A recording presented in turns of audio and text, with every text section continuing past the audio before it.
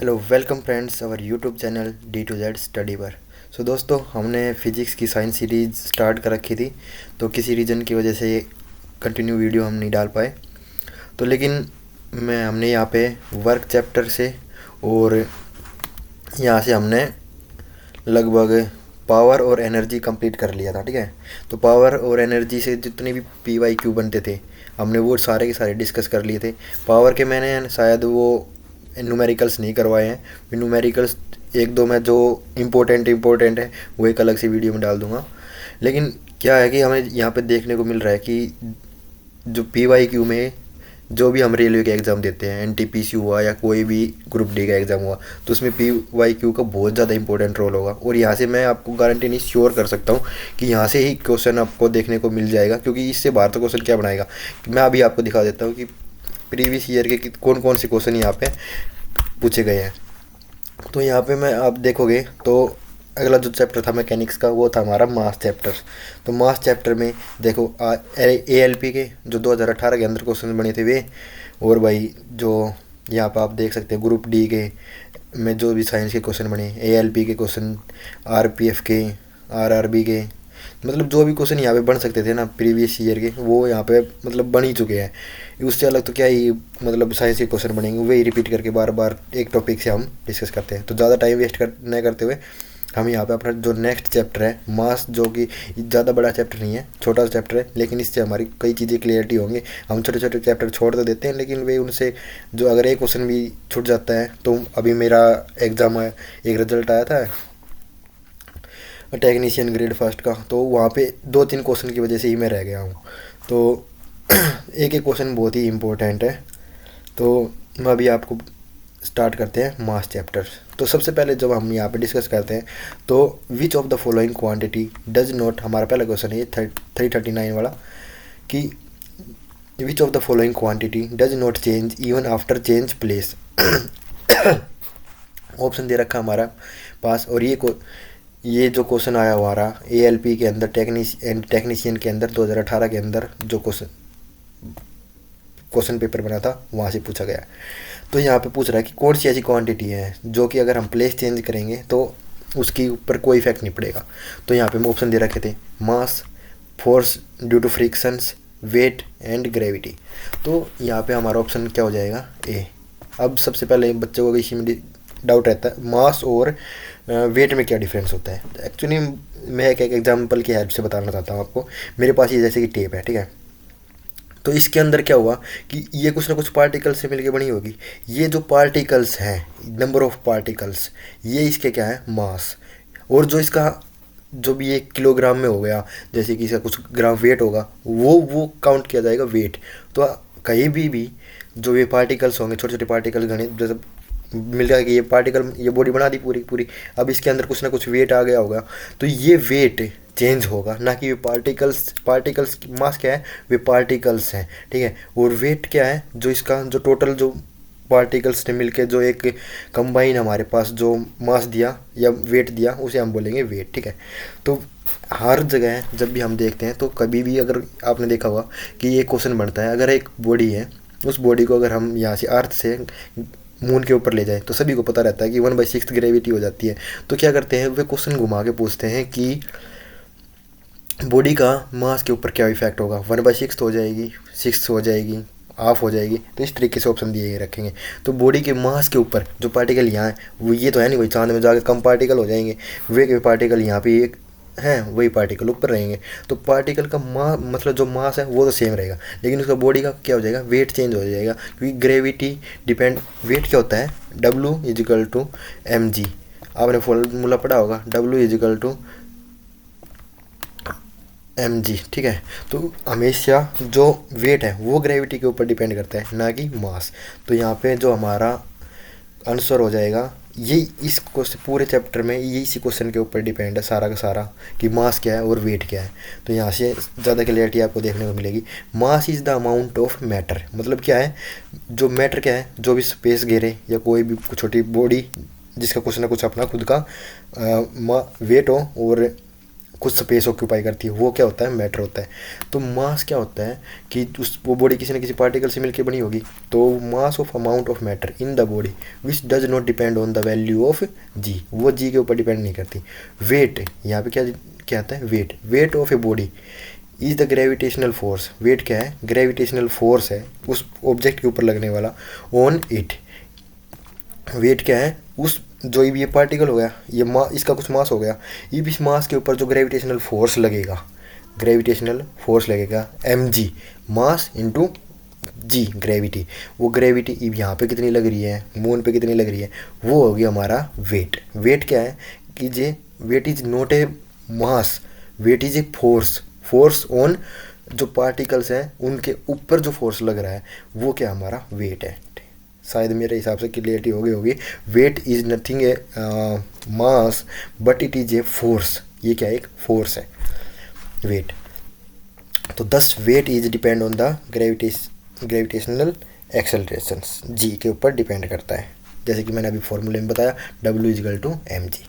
Hence weight of a body will change from one place to another place, तो body का हमेशा wait change होता है जब हम एक बॉडी को कहीं से मून से अर्थ या अर्थ से मून या किसी और प्लेनेट के ऊपर या कहीं पे भी ट्रांसफ़र करते हैं तो, ठीक है। A mass is independent of G, so it will not change from place to place, ठीक है। मैं अभी आपको एक क्वेश्चन देता हूँ कि हमारी बॉडी सबको हमारा जो अर्थ है वो अर्थ आपको सभी को पता होगा इलिप्टिकल ऑर्बिट के अंदर है, तो यहाँ पे इसके एक पॉइंट को बोला जाता है इक्वेटर और एक पॉइंट को बोला जाता है क्या, पोल। तो आपको ये बताना है जो ग्रेविटी है वो पोल के ऊपर ज़्यादा होगी या इक्वेटर के ऊपर, ठीक है। अभी लास्ट के अंदर हम डिस्कस कर लेंगे ये चीज़ भी, तो आप ये आपको दोनों को बतानी है अभी लास्ट में कमेंट करके। तो अगर हमारा नेक्स्ट क्वेश्चन हम देखते हैं तो हमारा नेक्स्ट क्वेश्चन है कि which one of the following is not related to this group, कि इसमें से कौन सी हमारी इस ग्रुप से रिलेट नहीं कर रही। स्पीड, मास, स्पीड, टाइम और एक्सेलरेशन, ये सभी क्या है, वेलोसिटी के फैक्टर्स हैं, लेकिन मास हमारा क्या हो गया, टोटली डिफरेंट हो गया। मास क्या है, नंबर ऑफ पार्टिकल्स, ठीक है। तो time, acceleration and speed are the variables of linear motions, ये लीनियर मोशन के वेरिएबल्स हैं, while mass is not included in this group. तो ये हमारा मास क्या हो जाएगा, ओड वन आउट हो जाएगा यहाँ से। तो which of the following quantity measures the inertia of body, inertia क्या होता है, देखो सबसे पहले हम क्वेश्चन को समझने से पहले उसका कंसेप्ट सीख लेते हैं तो हमारी क्लियरिटी ज़्यादा अच्छी होती है, ठीक है। तो देखो एक्चुअली में क्या होता है कि कोई भी बॉडी है, जैसे कि इसी का ही एग्जांपल लेके रखते हैं कि इस बॉडी को अपनी कुछ ना कुछ कैपेसिटी होगी। इनर्शिया क्या है, देसी भाषा में समझाने की कोशिश करता हूँ। इनर्शिया क्या है, इसकी कुछ ना कुछ कैपेसिटी होगी कि तो ये अभी ये रेस्ट में है, तो ये अपने आप को क्या करेगी, अपने आप को रेस्ट में मेंटेन करने की रखने की कोशिश करेगी।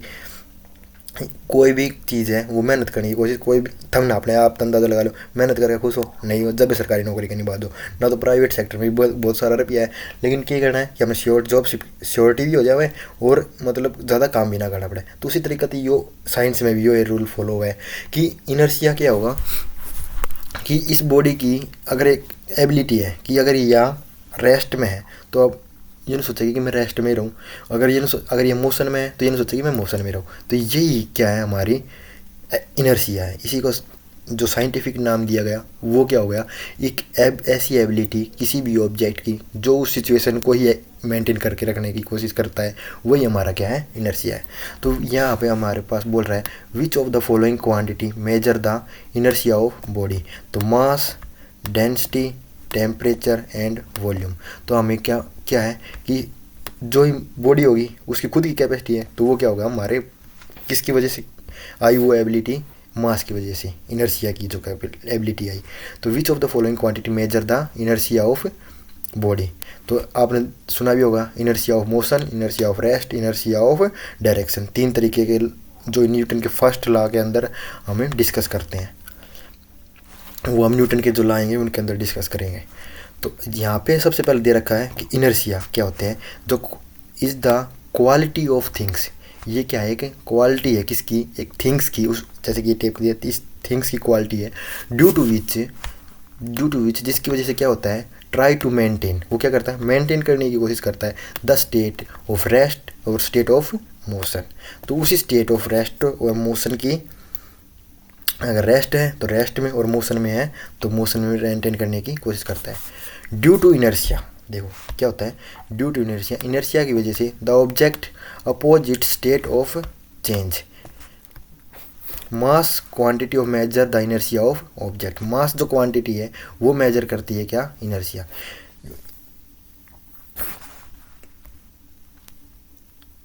नेक्स्ट हमारा जो क्वेश्चन है उसके ऊपर डिस्कस करते हैं। Inertia of an object is measure in which of the following.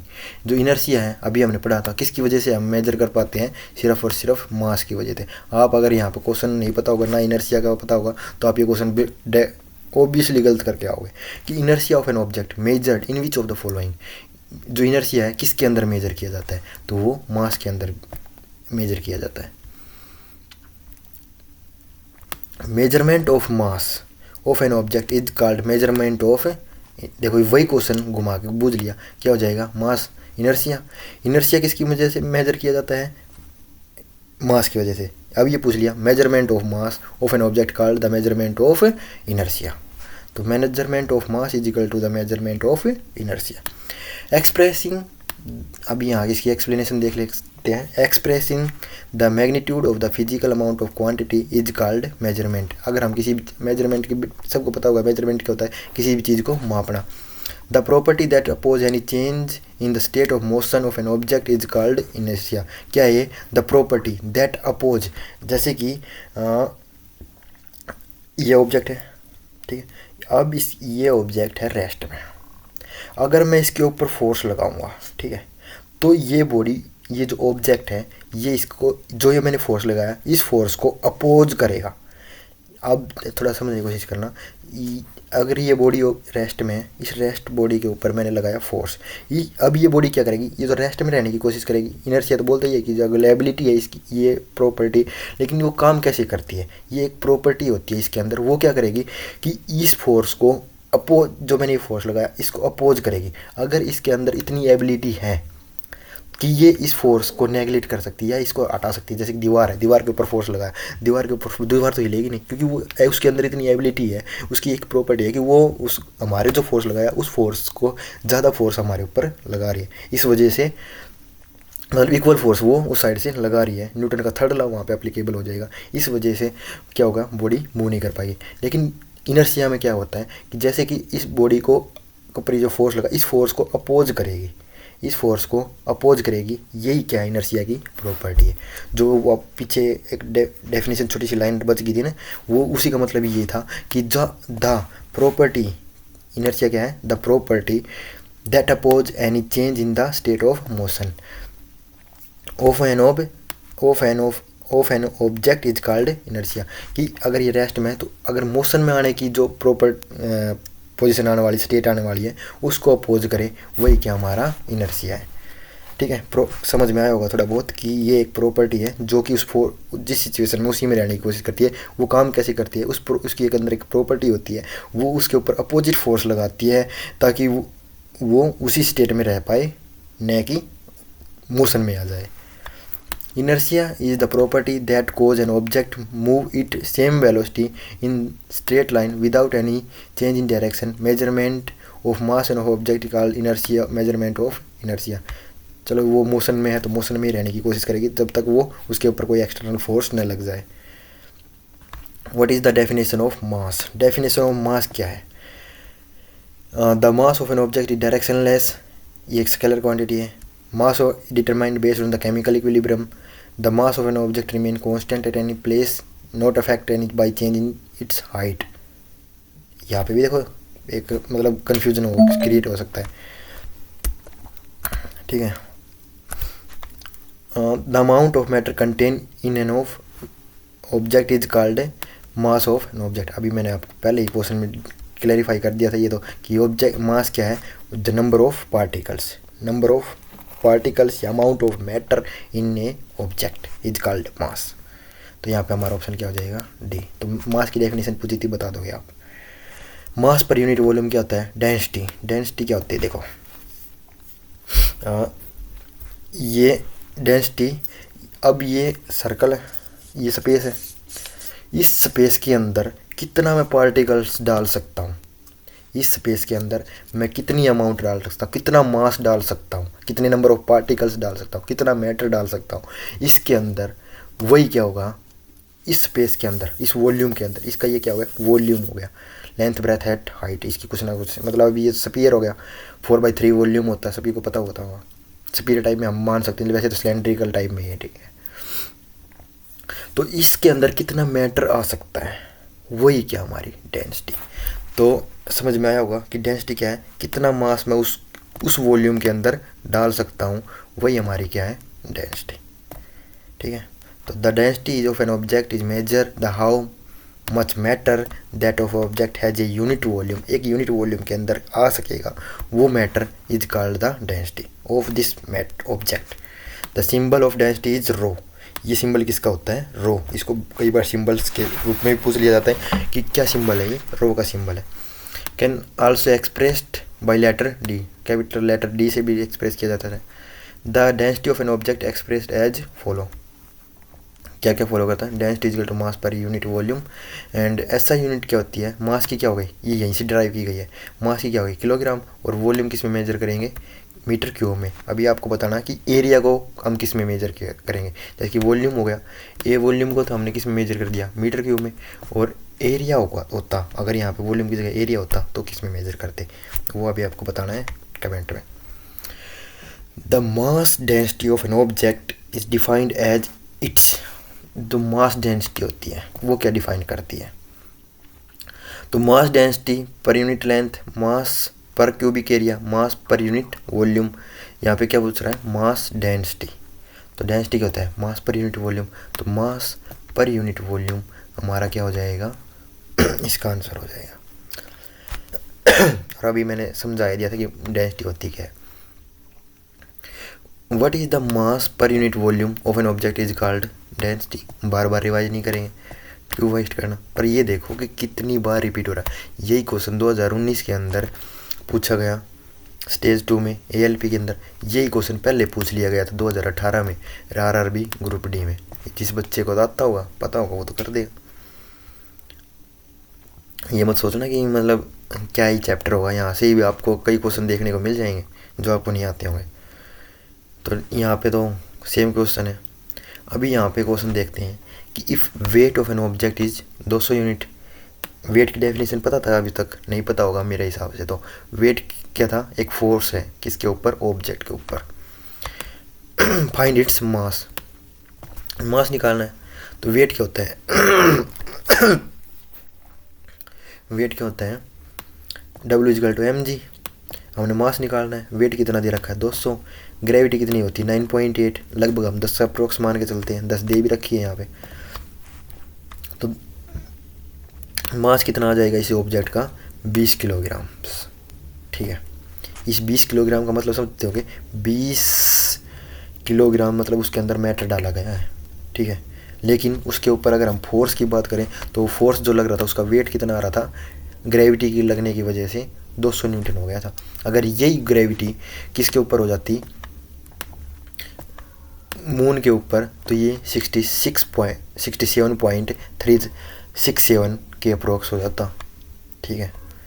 66 point, अगर इसका फिर वो क्या निकल जाता, उसका वेट निकल जाता। अगर ये ग्रेविटी वेट कितना हो जाता इसका मून के ऊपर, अगर हम इसको मेजर करते तो।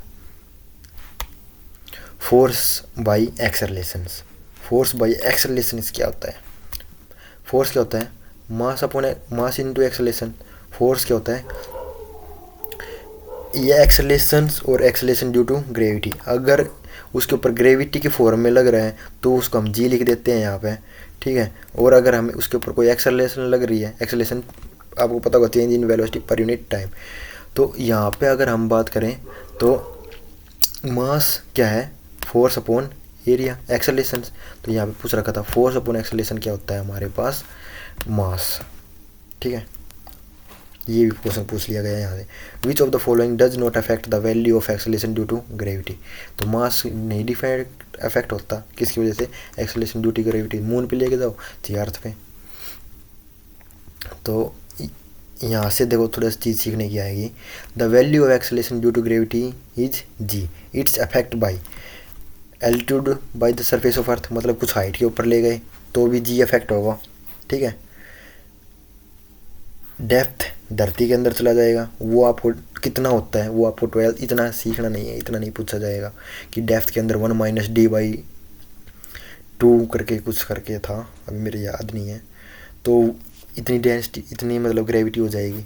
तो किस किस के ऊपर ग्रेविटी अफेक्ट करती है, कुछ हाइट के ऊपर ले जाओ, कुछ डेप्थ के अंदर चली जाएगी तो भी ग्रेविटी ऊपर जाएगी तो भी कम होगी, नीचे जाएगी तो भी कम होगी, ये बात ध्यान रखना। पर ऊपर जाएगी ऑब्जेक्ट तो भी क्या होगा, कभी ये सोचो कि धरती के अंदर आ गई तो धरती खींच लेगी, ऐसे ज़्यादा फोर्स लगाएगी, नो ब्रो, ऐसे नहीं होता है। ऊपर जाएगी तो भी ग्रेविटी कम होगी, नीचे जाएगी अर्थ के तो भी ग्रेविटी कम होगी। Shape of the earth, shape के ऊपर भी डिपेंड करती है gravity. Rotational of the motions, motion के ऊपर भी डिपेंड करती है, ठीक है। तो इन फैक्टर के ऊपर डिपेंड करती है ग्रेविटी, मास डिपेंड नहीं करता इन चीज़ों के ऊपर। If the body locate on the surface of earth and acceleration due to gravity कितनी होगी उसकी, ये ड्राइव किया गया यहाँ से फॉर्मूला जी इजिकल टू, याद रख लेना, Gm/r²। ये आया कहाँ से है वो मैं आपको जो कि क्या था उसका, वो मेरा याद नहीं आ रहा यार, फोर्स का ही कुछ था उसमें। G is the gravitational constant, gravitational constant है यार ये F equal to Coulomb's law से निकल के आया ये। कोलम्स लॉ में क्या था, एफ इजिकल टू कि डायरेक्टली प्रोपोर्शनल था किसके, product of their मासिज m1 × m2, ठीक है, अपॉन में r²।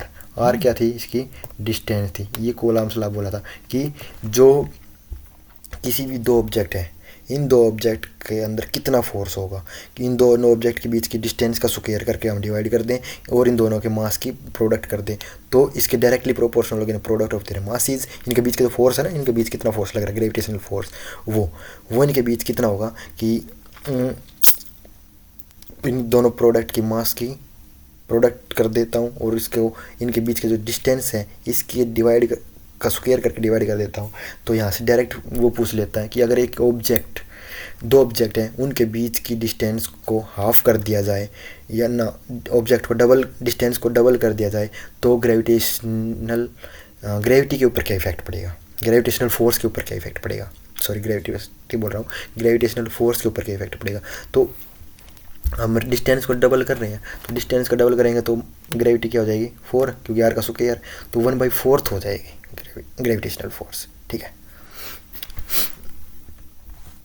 तो इन फैक्टर के ऊपर डिपेंड करता है। तो यहाँ से m तो ये यहाँ से हो गया, और इस जब हम कोई भी प्रोपोर्शनल कांस्टेंट आते हैं वहाँ पे कांस्टेंट आता है, तो वो कांस्टेंट यहाँ पे ग्रेविटेशनल कांस्टेंट आया g, तो यहाँ से g m1 total mass upon में r², यही हमारी क्या हो गई एक्सेलरेशन ड्यू टू ग्रेविटी, ये यहाँ से ड्राइव होके आया था, ठीक है। मैंने इसको आपको एक्सप्लेन कर दिया है।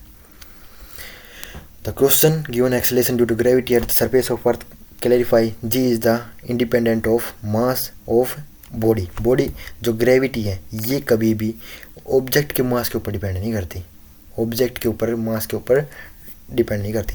क्या बोल रहा है, the acceleration due to gravity at the surface of earth, surface के अर्थ सरफेस पे clearly g independent of mass of body. जो ये मास है ना, ये Gm, ये क्या है मास ऑफ अर्थ, और ये G क्या है ग्रेविटेशनल कांस्टेंट, और R क्या है distance of object from the surface of अर्थ, ठीक है। R sorry radius of earth है, सॉरी रेडियस ऑफ अर्थ है। तो यहाँ पे हमने देखने को मिला कि यहाँ पे तो जो M है वो भी किसका है, M किसका है अर्थ का, यहाँ पे ऑब्जेक्ट का कोई जिक्र ही नहीं हुआ। तो यहाँ पे हम देख सकते हैं इस डेरिवेशन से कि जो ग्रेविटी है, एक्सेलरेशन ड्यू टू ग्रेविटी है, जो जी है वो डिपेंड नहीं करती किसके ऊपर, मास ऑफ एन ऑब्जेक्ट के ऊपर, ठीक है। तो ऑब्जेक्ट 10 किलोग्राम का हो, 20 किलोग्राम का हो, 100 किलोग्राम का हो, उसके ऊपर डिपेंड नहीं करती ग्रेविटी, वो डिपेंड करेगी जी कितना है ग्रेविटेशनल कांस्टेंट, उसकी वैल्यू होती है 6.67 × 10⁻11, -17 न्यूटन मीटर पर किलोग्राम स्क्वायर, ठीक है, इतनी होती है। लेकिन और आर क्या है, रेडियस ऑफ अर्थ, तो मास ऑफ ऑब्जेक्ट के ऊपर डिपेंड नहीं करती। क्वेश्चन किस तरीके से बन सकता है, एक 10 किलोग्राम का ऑब्जेक्ट है और उसके ऊपर ग्रेविटी कितनी लगेगी एज कम्पेयर टू एक 100 किलोग्राम का ऑब्जेक्ट है, तो दोनों के ऊपर क्या लगेगी, बराबर लगेगी, ठीक है, दोनों के ऊपर बराबर ही ग्रेविटी लगेगी, उस ऑब्जेक्ट के ऊपर नहीं डिपेंड करता, ऑब्जेक्ट के मास के ऊपर डिपेंड नहीं करता। 10 किलोग्राम के ऊपर भी इतनी ग्रेविटी लगेगी और एक्सेलरेशन ड्यू टू ग्रेविटी, जो कि अर्थ की वजह से बात कर रहे हैं हम यहाँ पे, तो 100 किलोग्राम के ऑब्जेक्ट के ऊपर भी उतनी ग्रेविटी लगेगी, 1000 किलोग्राम के ऑब्जेक्ट के ऊपर भी इतनी ग्रेविटी लगेगी। तो यहाँ पे ये क्लैरिफाई करना था, ठीक है। Density per unit of pure water is that of A saline water, अगर एक जो समुद्र का पानी है उसकी डेंसिटी और एक प्योर वाटर है उसकी डेंसिटी के अंदर क्या डिफरेंस है।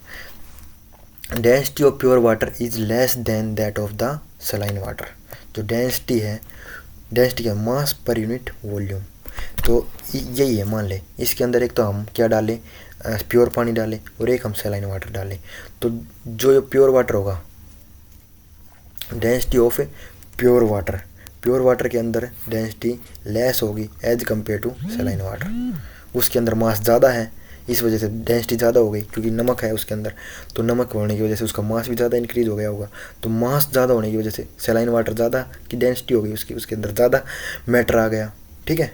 थोड़ी प्रैक्टिकली सोचने की कोशिश करें करो, तो फिजिक्स एक सोचने की है खुद की, मतलब अपनी खुद सोचो कि भाई हाँ ऐसा ऐसा होया होगा, ऐसा होया होगा।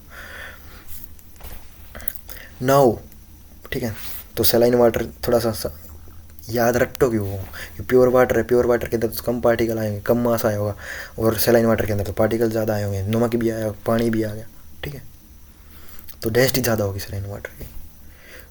What will be the mass of the girl weighing 450 newtons, यहाँ पे हम फॉर्मूला लगा देंगे, weight is to mg, weight कितना है इसका 450, यहाँ पर ग्रेविटी अगर नहीं दे रखी, 10 नहीं दे रखी है, तो हमने माननी कितनी है 9.8, तो इसको 450 को डिवाइड कर देंगे 9.8 से, ये आ जाएगा 45.9 किलोग्राम, इतना वेट मास था उस लड़की का जिसके ऊपर 450 न्यूटन फोर्स लग रहा था, ठीक है, ये 450 न्यूटन उसकी वो वेट था। The weight of an object 980 Newton's, यह बात तो क्लियर होगी, न्यूटन के हैं। अब यहाँ पे एक क्वेश्चन और बन सकता है कि इस बॉडी का कुछ ना कुछ वेट होगा, अगर आपको ऑप्शन दे देगा 10 किलोग्राम बॉडी का वेट कितना होगा, 10 किलोग्राम बॉडी का वेट कितना होगा ना, ऐसे बनेगा, ए बॉडी हैविंग मास है 10 kilograms having gravity is equal to, दे देगा 98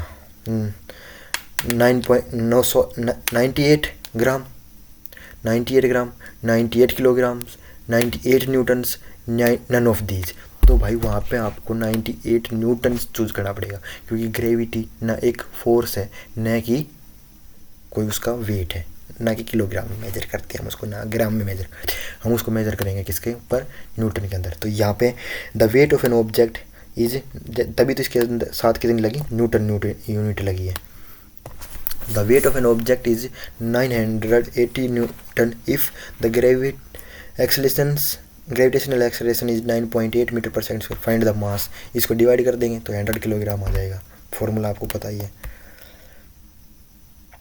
the of an object fixed and does not change when moved, क्या नहीं चेंज होगा, मास नहीं चेंज होगा, पहले हम क्लियर कर चुके हैं ये चीज़ें। तो उसी तरीके से